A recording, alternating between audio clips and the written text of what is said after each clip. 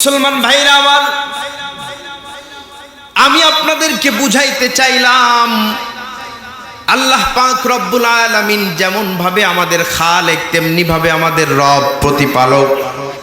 প্রতিপালকের কাজ হলো আমার আপনার জীবনের প্রতিটা হায়াতের প্রতিটা ক্ষেত্রে যা কিছু দরকার সবকিছুর ব্যবস্থাপনা করে দেওয়া। এ মুসলমান বলেন তো দেখি, যত দূর পর্যন্ত আসছি হায়াত আরো যত দূর পর্যন্ত আসে আমাদের বাকি, বলেন তো দেখি জীবনে আমাদের আরো জরুরত আছে না নাই? আছে। শুধু আছে তাই না, প্রতিটা মুহূর্ত আমরা কোনো না কোনো মুসিবতের ভিতরে লিপ্ত হয়ে যাচ্ছি, কোনো না কোনো হাজত আমাদের সামনে আসতেছে। কিন্তু আমাদের সবচেয়ে বড় কপাল পোড়া আর দুর্ভাগা হলো মনে করি টাকার অভাব। কত মানুষ টাকা নিয়ে রাস্তা দিয়ে যায়, তার কাছে যদি আমি ভিক্ষার থলেটা নিয়ে তার সামনে যদি উপস্থিত হই, তার থেকে টাকা নিয়ে আমার সবকিছু পূরণ হয়ে যাবে। বলেন তো দেখি, আমি যদি সারা জীবন মাখলুকের কাছে আমার প্রয়োজনগুলোকে মিটানোর সমাধান খুঁজি, কোনোদিনও আমার প্রয়োজনগুলোর সমাধান কি কেউ দিতে পারবে? জোরে বলেন না কেন? কেউ দিতে পারবে না। বরং এই কথার ইয়াকিন আমার ভিতরে আনতে হবে, যেমনি ভাবে সৃষ্টি করেছেন আল্লাহ, যেমনি ভাবে আমাদেরকে সৃষ্টি করলেন আল্লাহ, গর্ভ অবস্থায় থাকার ভিতরে, পেটের ভিতরে থাকার ভিতরে আমার সবকিছুর বন্দোবস্ত করে দিয়েছেন আল্লাহ। জমিনের ভিতরে আসার পরে যখন আমি অসহায় ছিলাম, তখন যেমন আমার সমস্ত হাজতকে পূরণ করেছেন আল্লাহ, তেমনি ভাবে হায়াতের শেষ পর্যন্ত আমার যত হাজত আছে সমস্ত হাজতকে পূরণ করবেন কে? আল্লাহ। এটাই হলো সবচেয়ে বড় সমাধান, এটাই হলো সবচেয়ে বড় সমাধান। যে আমার জীবনে যত দুঃখ কষ্ট আছে, সব দুঃখ আর কষ্টের সমাধান খুঁজতে হবে, চাইতে হবে কার কাছে? আল্লাহর কাছে। কিন্তু আমাদের সমস্যা হলো, যত ধরনের মুসিবত আছে সব মুসিবতের জন্য সমাধান খুঁজি আমরা মাখলুকের কাছে। অসুস্থ হইলেই আগে ডাক্তারের কাছে যাই। বলেন তো দেখি, সারা পৃথিবীর সমস্ত ডাক্তার, শুধু ডাক্তার না, অভিজ্ঞ ডাক্তার যারা, বিশ্বের ফার্স্ট ক্লাস ডাক্তারও যদি একজন রোগীর চিকিৎসা করে, আল্লাহ পাক যদি চায় এই রোগীকে ভালো করবে না, সারা দুনিয়ার ডাক্তার মিলেও কি রোগীকে সুস্থ করতে পারবে না? তাহলে আমার সুস্থতা দানকারী কে? আল্লাহ। আমি যখন অসুস্থ হয়ে গেছি, তখন আমার সর্বপ্রথম যাওয়ার দরকার ছিল কার কাছে? আল্লাহর কাছে। আমি যখন অর্থের অভাবে পড়ে গেছি, ঋণগ্রস্ত হয়ে গেছি, মানুষের দ্বারে না গিয়ে সর্বপ্রথম আমার যাওয়ার দরকার ছিল কার কাছে? আরো জোরে বলেন, আল্লাহর কাছে। এ ভাই, এই সাউন্ডটা একটু বাড়ায় দাও। খুব ভালো করে বুঝবেন, যখন প্রত্যেকটা জিনিসের জরুরত আমার সামনে আসে, আমি আল্লাহর কাছে না গিয়ে, আমার পালনকর্তার কাছে না গিয়ে আমি যাই হলো মাখলুকের কাছে। আমি আপনাদেরকে প্রশ্ন করি, বলেন তো দেখি, কোন কোটিপতি বাবার ছেলে, একমাত্র সন্তান, তার টাকাতে সারা গ্রামবাসীকে অনুদান করেন, গরিব মিসকিন যারা আছে তার ঘর থেকে, গেট থেকে যায় না, এমন কোটিপতি বাবার সন্তান, অভিভাবকের সন্তান যদি একটা গরিব ফকিরের কাছে যায় যদি টাকা চায়, তার কি সম্মান থাকে? বাবা কি খুশি হবে? জোরে বলেন, খুশি হবে না? তাহলে আমরা সেই মালিকের মাখলুক, যার কাছে সব কিছু আছে, খাজানা আছে, যার কাছে আসমান জমিনের ক্ষমতা আছে, যার কাছে এমন কিছু আছে যা পৃথিবীর কারো কাছে নাই, যার কাছে আমার সুস্থতা রয়েছে, অসুস্থতাও রয়েছে, যার কাছে আমার রিজিক আছে, যার কাছে আমার হায়াত আছে, মৌত আছে, সেই মালিকের মাখলুক আমি, সেই মালিককে বাদ দিয়ে আমি চলে গেলাম আরেকজনের কাছে। আমার মাখলুক, আমার মালিক, আমার খালেক, আমার রব কি আমার উপরে সন্তুষ্ট থাকতে পারে না? থাকতে পারে না। মুসলমান ভাইরা আমার, এই জন্যই তো আল্লাহ পাক রব্বুল আলামিন শুধুমাত্র কোরআনে কারীমের ভিতরে এটাই ঘোষণা দেন নাই যে আমি তোমাদের রব, তোমাদের যত প্রয়োজন আছে, তোমাদের যত চাওয়া আছে পাওয়া আছে, সমস্ত চাওয়া পাওয়া আমি আল্লাহ তোমাদের পূরণ করে দেব, এতটুকুই শুধু বলেন নাই, বরং আল্লাহ পাক রব্বুল আলামিন আরো কোরআনে কারীমের ভিতরে বলেছেন, কি বলেছেন? উদউনি আস্তাজিব লাকুম। এ দুনিয়ার মানুষ, আমার বান্দারা, যখন কোনো বিপদগ্রস্তের ভিতরে পড়ে যাও, বিপদগ্রস্ত হয়ে যাও, যখন কোনো সমস্যার সম্মুখীন হয়ে যাও, যখন কোনো দুনিয়ার ভিতরে যখন প্রয়োজনের সম্মুখীন হয়ে যাও, আমি আল্লাহকে স্মরণ করো। সমস্ত মাখলুকের পিছু ছেড়ে দিয়ে শুধুমাত্র কেবলমাত্র আমি আল্লাহকে স্মরণ করো। আমি আল্লাহ তোমার ডাকে 100% সিওরিটি দিলাম, সাড়া দিয়ে দিব। আল্লাহ পাক রব্বুল আলামিন তার সবচেয়ে প্রিয় মাহবুব পয়গম্বর মুহাম্মদুর রাসূলুল্লাহ সাল্লাল্লাহু আলাইহি ওয়াসাল্লামকে দিয়ে জানিয়ে দিলেন, ওয়া ইযা সাআলাকা ইবাদি আন্নী ফাইন্নী করিব উজিবু দাওয়াতাদ দাঈ ইযা দাআন। আল্লাহ পাক রব্বুল আলামিন বলেন, ওগো পয়গম্বর, আপনি আপনার উম্মতদেরকে বলে দেন, গোটা পৃথিবীর মানুষদেরকে বলে দেন, কোন মানুষ যদি আপনাকে আমি রব সম্পর্কে যদি জিজ্ঞেস করে, আমি আল্লাহ সম্পর্কে যদি জিজ্ঞেস করে যে আমার আল্লাহ আমার কতটুকুন সমস্যার সমাধান দিতে পারেন, কোন সময়ে ডাকলে, কতটুকুন ডাকলে আমি আল্লাহ তার ডাকে সাড়া দিব, নবীকে বলে দিচ্ছেন, পয়গম্বর আপনি বলে দেন, ফাইন্নী করিব, আমি প্রত্যেকটা বান্দার বড় নিকটবর্তী। উজিবু দাওয়াতাদ দাঈ ইযা দাআন, প্রত্যেকটা বান্দার ডাকে আমি সাড়া দেই যখন সেই বান্দা বড় দিল থেকে ইখলাসের সাথে আমি আল্লাহকে ডাকে, কোনো মাখলুকের দ্বারস্থ হয় না। খুব ভালো করে বুঝবেন, আল্লাহ পাক রব্বুল আলামিন বলতেছেন, ও দুনিয়ার মানুষ, সৃষ্টি করলাম আমি, প্রতিপালন করতেছি এত বড় সূর্য আর গ্রহ নক্ষত্রকে, পাখি পশুগুলাকে প্রতিপালন করতেছি, কেউ চাকরি করে না, সবগুলাকে আমি সুস্থতা দান করতেছি, ট্রিটমেন্ট দিচ্ছি। বলেন তো দেখি, পশু পাখির কি কোথাও ডাক্তারি আছে, হসপিটাল আছে, চাকরির ব্যবস্থা আছে?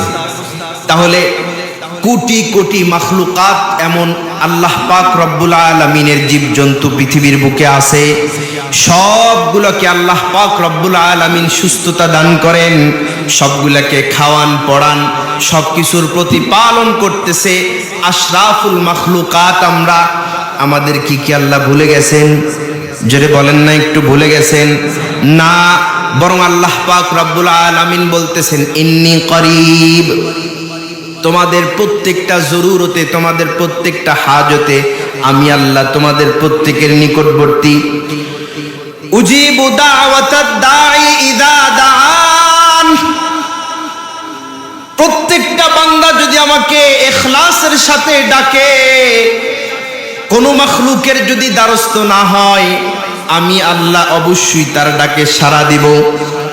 বরং আমরা তো ভোলা বান্দা, আল্লাহ পাক রব্বুল আলামিনের কাছে আমরা যাইতেই চাই না। হাদিসের ভিতরে তো এমন রিওয়ায়াত আসছে, আল্লাহ পাক রব্বুল আলামিন স্বয়ং নিজে আসমানে, প্রথম আসমানে অবতরণ করেন আর আমাদেরকে ডাকতে থাকেন, আছো কোনো বান্দা, রিজিক লাগবে, রিজিকের অভাবের ভিতরে পড়ে আছো? আছে কোনো বান্দা দীর্ঘদিন যাবত অসুস্থতার ভিতরে পড়ে আছো, কোন ডাক্তার কবিরাজ তোমাকে সুস্থতা দান করতে পারে নাই, আমি আল্লাহরে ডাক দাও, তোমার রিজিকের অভাব থাকলে আমি আল্লাহ দিয়ে দিব, তোমার সুস্থতার দরকার হইলে আমি আল্লাহ তোমাকে শিফা দিয়ে দিব।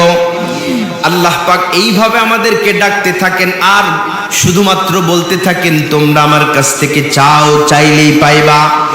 এ মুসলমান, খুব ভালো করে বুঝেন, আমরা বড় ভোলা বান্দা, এমন মানুষের কাছে যায়, এমন মাখলুকের কাছে যায়, যার কাছ থেকে 1 টাকা চাইলেও মুখটা বাঁকা করে কথা বলেন, ঠিক কিনা? কিন্তু আমার আল্লাহ পাক রব্বুল আলামিন তো এমন মালিক, যার কাছে চাইলে খুশি হন না, চাইলেই বরং বেজার হয়ে যান, চাইলেই বড় খুশি হয়। না চাইলে গুসা করেন, এমন মালিক হলেন আল্লাহ। এমন মালিকের মাখলুক হলাম আমরা, কিন্তু আমরা বনবাদারের পাখিগুলো এগুলো আল্লাহ পাকের উপরে তাওয়াক্কুল করতে পারলো, ভরসা করতে পারলো, সবকিছু হাজত আল্লাহ পাকের কাছ থেকে চেয়ে চেয়ে তাদের সমস্ত হাজতকে মিটাইতে পারলো। আশরাফুল মাখলুক আমাদেরকে সৃষ্টি করলেন, বুদ্ধি দিলেন, মস্তিষ্ক দিলেন, শক্তি দিলেন, সব কিছু খাটিয়ে যেটাকে খাটানোর দরকার ছিল, যেগুলাকে ব্যবহার করার দরকার ছিল আল্লাহ পাকের মারিফতের জন্য, আল্লাহ পাক রব্বুল আলামিনের মারিফত হাসিল করার জন্য, তাওয়াক্কুল করার জন্য, বিশ্বাস করার জন্য, সেই বুদ্ধি আর শক্তিটাই কি আমাদেরকে আল্লাহ পাক রব্বুল আলামিন থেকে দূরে সরে দিল না? আজকে আমাদের শক্তি আর বুদ্ধিটাই আল্লাহ পাক থেকে দূরে সরে দিচ্ছে। বরং আল্লাহ পাক তো শক্তি আর বুদ্ধি দিয়েছিলেন, তোমরা এগুলাকে ফিকির করবা, সারা দুনিয়ার সব কিছু দেখো, দেখো কেমনে আমি সমস্ত পাখালিদেরকে খাওয়াইতেছি, ছোট্ট ছোট্ট পিপিলেকাকে তার সব কিছুর ব্যবস্থা আমি করতেছি। এগুলা দেখে তুমি ইয়াকিন বাড়াও, বিশ্বাস বাড়াও, আমার উপরে ভরসা করো। ওয়ামাই ইয়াতাওয়াক্কাল আলাল্লাহ ফাহুয়া হাসবু, আমি আল্লাহর উপরে যেই ব্যক্তি ভরসা করতে পারবে, পরিপূর্ণ আস্থা রাখতে পারবে, দুনিয়ার ভিতরে তার আর কোনো কিছুর প্রয়োজন নাই, আমি আল্লাহ তার জন্য যথেষ্ট। সুবহানাল্লাহ বলেন।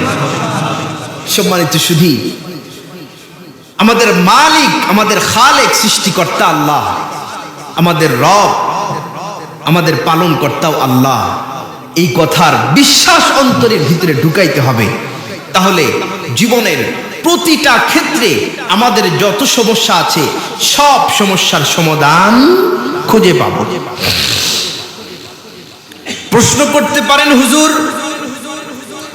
কোরআনে কারীমের ভিতরে তো বলছেন আল্লাহ পাক রব্বুল আলামিন আল্লাহরে ডাকলেই আল্লাহ পাক সাড়া দেন। কথা বলেন, আল্লাহ পাক তো কোরআনের ভিতরে ঘোষণা দিয়েছেন, দেন নাই? আল্লাহ পাক রব্বুল আলামিন কোরআনে কারীমের ভিতরে ঘোষণা দিয়েছেন, আমারে ডাকলেই আমি তোমার ডাকে সাড়া দিব। কিন্তু হুজুর দুনিয়ার ভিতরে কত দোয়া করলাম, ব্যবসা খারাপ যায়, ব্যবসা ভালো হওয়ার জন্য দোয়া করি। হুজুর অসুস্থতায় কতদিন পর্যন্ত কাতরাইতেছি, সুস্থতার জন্য আল্লাহ পাকের কাছে দোয়া চাই, আল্লাহ পাকের কাছে সুস্থতা প্রার্থনা করি। এ হুজুর আরো তো এমন কত সমস্যা আছে জীবনের প্রান্তে প্রান্তে, ক্ষণে ক্ষণে, সবকিছু আল্লাহ পাকের কাছ থেকে চাইলাম, কিন্তু কই কিছু পাইলাম? এখনো তো অনেক কিছুই চাইছি যা আল্লাহ পাক এখনো পর্যন্ত আমাদের দেন নাই। কথা বলেন ঠিক কিনা? আল্লাহ পাক রব্বুল আলামিন তো মিথ্যা কথা বলবেন? সম্ভব? তাসাব্বুর করাও সম্ভব? আল্লাহ পাক মিথ্যা কথা বলবে এই কল্পনাও করা কি সম্ভব? না। তাহলে আল্লাহ পাক রব্বুল আলামিন তো বললেন স্পষ্ট, আমাকে ডাকো, ডাকলেই আমি তোমার ডাকে সাড়া দিব। তো আল্লাহরে তো কম ডাকলাম না, তাইলে কি গুনাহগার বান্দা এই জন্য আল্লাহ পাক সাড়া দেন না? কথা বলেন, কথা বলেন। আমরা গুনাহগার বান্দা এই জন্য আল্লাহ পাক সাড়া দেন না? তাহলে তো আমরা আকসার ম্যাক্সিমাম যত মানুষ বর্তমান পৃথিবীতে গুনার আরো সাইলাম, পকেটের ভিতরে গুনার সবচেয়ে বড় যন্ত্র নিয়ে ঘুরি। কথা বলেন, কথা বলেন, আছে না নাই? হাতের নাগালে আমাদের গুনাহ করার সবচেয়ে বড় উপকরণ। এই জামানার ভিতরে আমরা তো সবচেয়ে বড় গুনাহগার, এই জন্য গুনাহগার, এই জন্য হয়তো আল্লাহ পাক রব্বুল আলামিন আমাদের ডাকে সাড়া দেন না। কথা বলেন। জলিলুল কদর একজন পয়গম্বর হযরত মূসা আলাইহিস সালাম একদিন হাঁটতে হাঁটতে হাঁটতে হাঁটতে আল্লাহ পাক রব্বুল আলামিনকে জিজ্ঞেস করলেন, আল্লাহ, একজন গুনাহগার বান্দা, একজন নেককার বান্দা, নেককার সালেহ বান্দা তোমারে কয়বার ডাকলে তুমি ডাকে সাড়া দাও? আল্লাহ পাক রব্বুল আলামিন বললেন, মূসা, আমার একজন নেককার বান্দা যখন আমার একবার ডাকে আমি তার একবার ডাকলেই একবার সাড়া দেই। মূসা পয়গম্বর জিজ্ঞেস করলেন, আল্লাহ, দুনিয়ার ভিতরে এমন নেককার বান্দা তো খুব কম থাকবে, গুনাহগার বান্দার গুনাহগার বান্দার ম্যাক্সিমাম মানুষই তো গুনাহগার হবে, তোমার গুনাহগার বান্দার সংখ্যাটাই তো বেশি থাকবে। মুসা পয়গম্বর জিজ্ঞেস করেন, আল্লাহ তাহলে বলেন তো দেখি, একজন গুনাহগার নাফরমান বান্দা আপনাকে কয়বার ডাকলে আপনি তার ডাকে সাড়া দেন? এ মুসলমান, একটু দিলের কানে শোনেন। মুসা পয়গম্বর যখন আল্লাহ পাক রব্বুল আলামিনকে জিজ্ঞেস করলেন, গুনাহগার নাফরমান বান্দা কয়বার ডাকলে সাড়া দেন? আমার মালিক রহমান রহিম মুসা পয়গম্বরকে ডাক দেয়া বলে, মুসা রে, আমার একজন গুনাহগার বান্দা যদি আমার একবার ডাক দেয়, আমি আল্লাহ তার ডাকে একবার নয়, দুইবার নয়, 10 বার তার ডাকে সাড়া দিয়ে থাকি। সুবহানাল্লাহ। একবার দুইবার নয়, গুনাহগার বান্দা নাফরমান বান্দা ডাকলে 10 বার সাড়া দেন। প্রশ্ন হয় না আপনাদের মনে? কি বলেন? শীতে কি আপনারা জমে গেছেন নাকি? একবার তাকবীর দেন, নারায়ে তাকবীর। আরো জোরে, নারায়ে তাকবীর। মনে হইতেছে গরম বয়ান করতেছি না তো, সব শীতের সাথে সাথে মনে হইতেছে আস্তে আস্তে জমে যাইতেছে। আসলে বর্তমান মাঠ চলতেছে হলো গরমের, তো গরমের ভিতরে নরম ওয়াজ, এজন্য সব জমে যাইতেছে। খালি গরম ওয়াজ করলেই হবে? জোরে বলেন না। 2 ধরনের ওয়াজই শুনতে হবে, গরম ওয়াজও শুনতে হবে, নরম ওয়াজ শুনে নিজেকে তৈয়ার করতে হবে। নরম ওয়াজ আরো বেশি দরকার। গোটা পৃথিবী ভালো করতে চাইলেন, আমি আপনি ভালো হইলাম না, বলেন তো দেখি গোটা পৃথিবীকে ভালো করা যাবে? গোটা পৃথিবীকে ভালো করবেন, রাষ্ট্রকে সংস্কার করবেন, স্লোগান দিলেন, মিছিল করলেন, মিটিং করলেন, লেকচার দিলেন, বড় বড় গরম করে ফেললেন, মাঠ গরম করলেন। শুধু মাঠ গরম করলেই কি রাষ্ট্র সংস্কার হয়ে যাবে? নাকি রাষ্ট্র সংস্কার সর্বপ্রথম ব্যক্তি সংস্কারের উপরে নির্ভরশীল? কথা বলেন। নিজেকে আগে তৈরি করতে হবে। নিজে ভালো হয়ে যান, পরিবার ভালো হয়ে যাবে। 2টা পরিবার ভালো, 3টা পরিবার ভালো, সমাজও ভালো হয়ে যাবে। 1টা 2টা সমাজ ভালো হইতে হইতে গোটা রাষ্ট্র ভালো হয়ে যাবে। এই জন্য নরম বয়ানেরও প্রয়োজন আছে না নাই? সম্মানিত সুধী, বলতেছিলাম, মুসা পয়গম্বর যখন জিজ্ঞেস করলেন, আল্লাহ নেককার ডাকলে আপনি একবার সাড়া দেন, আর নাফরমান বান্দা যদি আপনারে ডাকে একবার দুইবার না, আপনি 10 বার সাড়া দেন। ব্যাপারটা তো বুঝলাম না, কথা তো ঘটনা তো উল্টা হওয়ার কথা ছিল। কি বলেন? নেককার বান্দা হলো পার্সোনাল, আমার কাছের লোক, সে ডাকলে তার ডাকে তো আমি সবচেয়ে বেশি সাড়া দিব। আর যে আমার কাছেই আসে না, সে যদি আমাকে ডাকে, তাহলে তোর ডাকে কমপক্ষে 10 বার তো সাড়াই দিব না। কি বলেন? 10 বার ডাকলে তো কমপক্ষে সাড়াই দেব না, কর্ণপাতই সেদিকে করব না। এরপরে আস্তে আস্তে ডাকলে, যাতায়াত করলে তারপরে সাড়া দেওয়ার সম্ভাবনা আছে। কিন্তু আল্লাহ পাক রব্বুল আলামিন বলতেছেন, না, নেককার ডাকলে আমি একবার ডাকলে একবার সাড়া দেই। বদকার কোন নাফরমান আমার বান্দা যদি আমারে ইখলাসের সাথে একবার ডাকে, তা আমি একবার না 10 বার সাড়া দেই।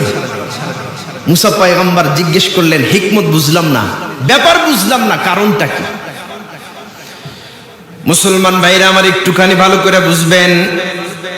আল্লাহ পাক রব্বুল আলামিন মুসা পয়গম্বরের ডাক দেয়া বলে, মুসা শোন, আমার একজন নেককার বান্দা যখন আমারে ডাকে, আমারে যখন ডাক দেয়, আল্লাহ, হাজত একটা সামনে নিচে, আল্লাহ টাকা দাও, আল্লাহর কাছে ডাক দেয়া বলতেছে, আল্লাহ সুস্থতা দাও।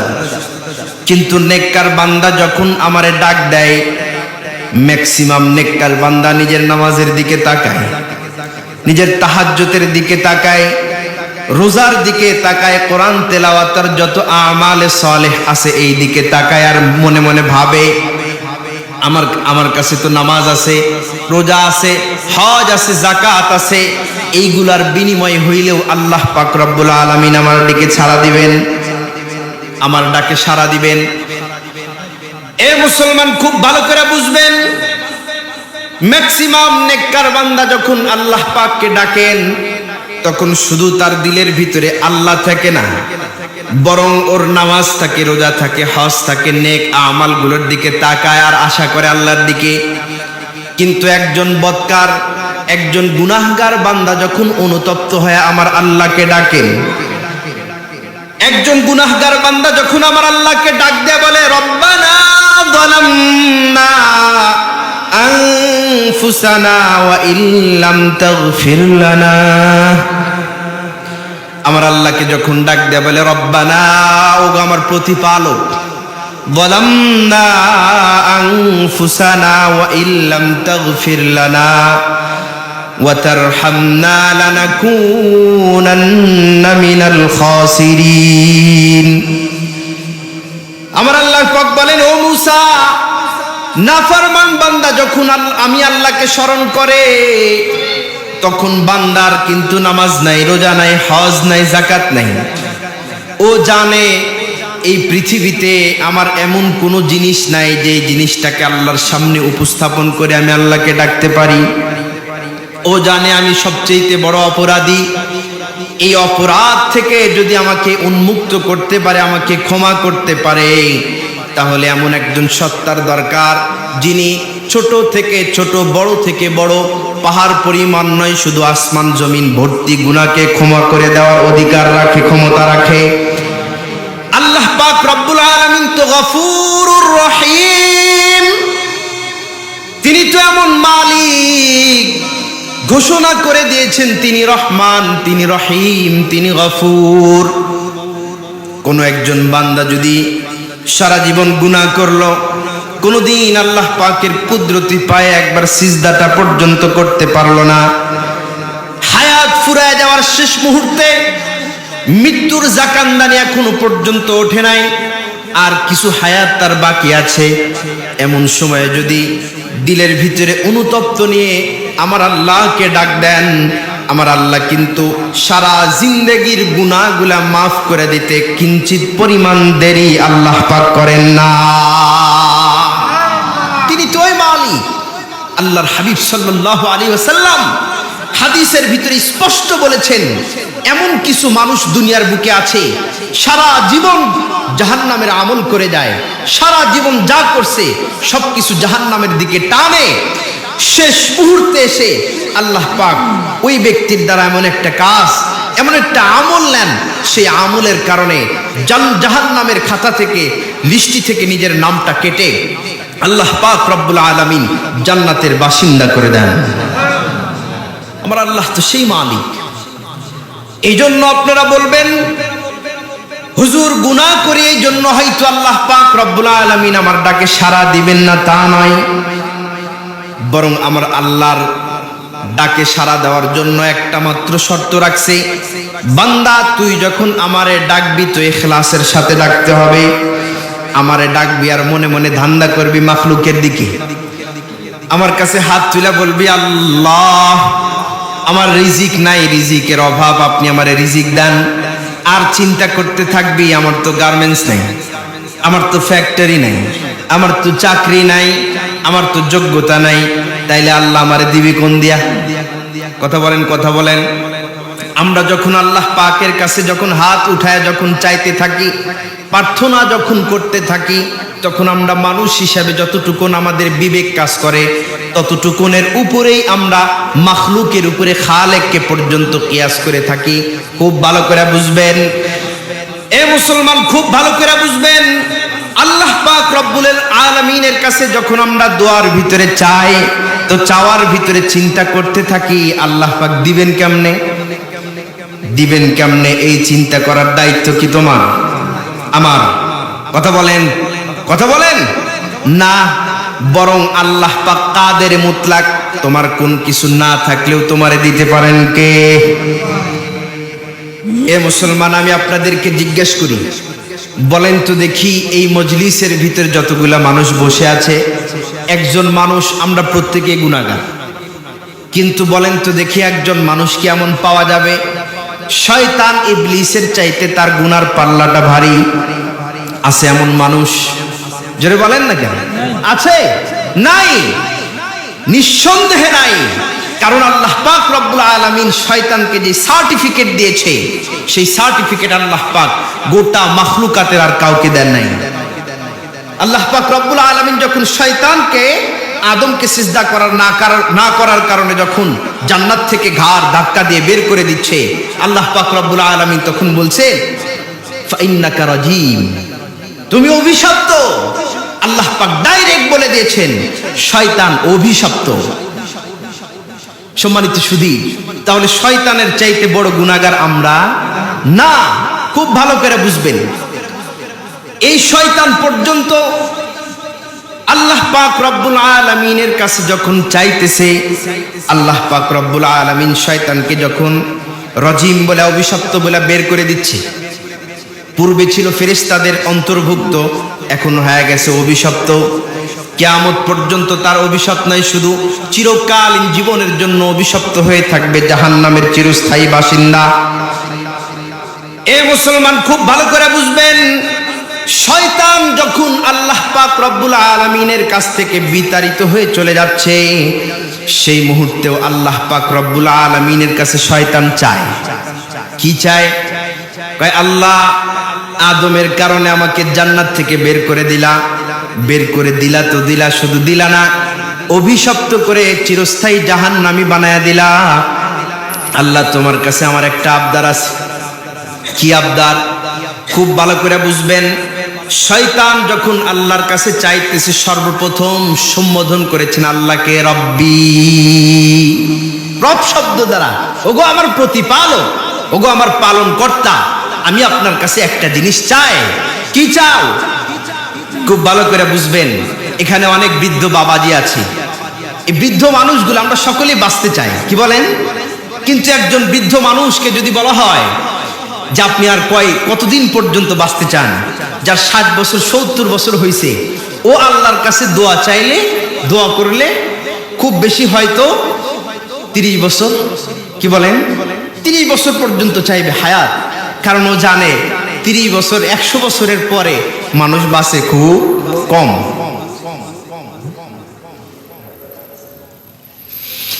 সম্মানিত সুধী, কথা অনেক লম্বা করব না, শেষ করে দিচ্ছি, খুব ভালো করে বুঝবেন। শয়তান আল্লাহ পাকের কাছ থেকে যখন চাচ্ছে, আল্লাহ পাকের কাছে হায়াত চায়। কয় দিনের? 1 দিন 2 দিনের, 1000 2000 বছরের না, বরং কিয়ামত পর্যন্ত আল্লাহর কাছে চাইতেছে, আল্লাহ বের করে তো দিলা, তো আমার একটু হায়াত দাও কিয়ামত পর্যন্ত। আল্লাহ পাক রব্বুল আলামিন রব বলে যখন শয়তান ডাক দিয়েছে, শয়তানের মতো অভিশপ্ত প্রাণীর দোয়া আল্লাহ পাক কবুল করে বলেছেন, যা তোর হায়াতকে আমি লম্বা করে দিলাম কিয়ামত পর্যন্ত। তাহলে আমরা নৈরাশ হই কেন? শয়তানের চাইতে তো বড় অপরাধী আমরা নই। আমরা তো এত বড় অপরাধ করি নাই। যতটুকুন গুনাহ হয়, গুনাহ করার পরে আল্লাহর কাছে চান, আল্লাহ পাক মাফ করে দিবেন। তবে শর্ত একটা, সেটা হলো ইখলাসের সাথে চাইতে হবে। ইখলাসের সাথে চাইতে হবে। ইখলাসের সাথে না চাইলে আল্লাহ পাক দেন না। ওয়াহদাহু লা শারীকা লা, আল্লাহ পাক কোনো শরীক পছন্দ করেন না। এই জন্য আল্লাহ পাক রব্বুল আলামিন কোরআনে কারীমের ভিতরে আয়াতের, ছোট্ট একটি আয়াতের ভিতরে আমাদের জীবনের সারাংশ, মূল মাকসাদ বলে দিয়েছেন। বান্দা দুনিয়াতে যাবি, ইয়্যাকা না'বুদু ওয়া ইয়্যাকা নাস্তাঈন, প্রত্যেক নামাজের ভিতরে আমার সামনে ওয়াদা কর আর বলতে থাক, আল্লাহ সারা জীবন হায়াতের শেষ পর্যন্ত শুধু তো কেবলমাত্র তোমারই ইবাদত করি, নামাজও তোমার জন্য পড়ি, হজ তোমার জন্য করি, ওযু তোমার জন্য করি, যাকাত তোমার জন্য দিই। পৃথিবীতে প্রতিটা মুহূর্তে যত ইবাদত করতেছি, সব ইবাদত শুধুমাত্র কেবলমাত্র যেমন তোমার জন্য করি, ঠিক তেমনি ভাবে পৃথিবীতে বেঁচে থাকতে যত জরুরত, যত হাজত, যত সমস্যা, যত সংকটের সামনে পড়ব, সকল সংকটের কাছে একমাত্র কেবলমাত্র তোমার থেকেই সাহায্য প্রার্থনা করি। কথা বুঝেছেন? সার সংক্ষেপ বলে দিয়েছেন, ইবাদত করবে আমার, সাহায্য চাবে আমার থেকে। ইবাদত করলাম আল্লাহর, সাহায্য চাইলাম আল্লাহ আরেকজনের থেকে, এটাও শিরিক। সন্তান দেওয়ার মালিক কে? জোরে বলেন আল্লাহ। ইবাদত করলাম আল্লাহর, নামাজ পড়লাম আল্লাহর, সবকিছু করলাম, কিন্তু সন্তানটা চাওয়ার সময় খাজা বাবার দরবারে গেলাম। ঈমান আছে? ঈমান আছে না? আল্লাহ পাক বলেছেন, গোলাম তুই আমার বানানো গোলাম, তোকে আমি পাঠাইছি আমার ইবাদত করার জন্য, তোর যত যাবতীয় যা লাগে সব দায় দায়িত্ব আমার উপরে। যেন চাইতে হবে কার কাছে? জোরে বলেন, আল্লাহর কাছে। চাইবো তো ইনশাআল্লাহ? ইনশাআল্লাহ। আমি আপনাদেরকে একটা প্রশ্ন করি, বলেন তো দেখি, আমাদেরকে সম্পদ কে দিয়েছেন? জোরে বলেন। আল্লাহ। জীবনই তো আল্লাহ, সব কিছুই আল্লাহ, সব কিছুই আল্লাহ পাকের। তবে আল্লাহ পাকের দেওয়া জিনিস আমাদেরকে দিয়ে আবার আল্লাহ পাক রব্বুল আলামিন আমাদের থেকে মাঝে মধ্যে চাইছেন। এই আল্লাহ পাকের দেওয়া অনুগ্রহ আমাদেরকে হাতে দিয়েছেন, আবার চাইছেন, এটা কি আল্লাহ পাক নিবেন? জোরে বলেন। আমি আপনাদের সামনে একটা উদাহরণ দিই, বলেন তো দেখি। ওই যে আমরা ছোট্ট বাচ্চাদেরকে অনেক সময় কি দেই? টাকা পয়সা দেই, টাকা পয়সা দেই, টাকা পয়সা দেই, টাকা পয়সা দেই, টাকা পয়সা